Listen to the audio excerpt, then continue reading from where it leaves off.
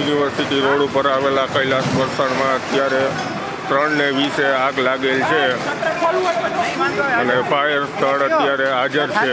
વાંધો નહીં, ફાયર વાળા પહોંચી ગયા છે ને યોગી થયો. આ જેટલા આગોરે અંદર બાટલો હોય આમ આવતો રે. ઓ ભાઈ આમાં નક્કી ન હોય. કૈલાસ વરસાડમાં આગ લાગેલ છે અત્યારે 3:20 સમયે. તમને લાઈવ દર્શાવી રહ્યા છીએ અમે.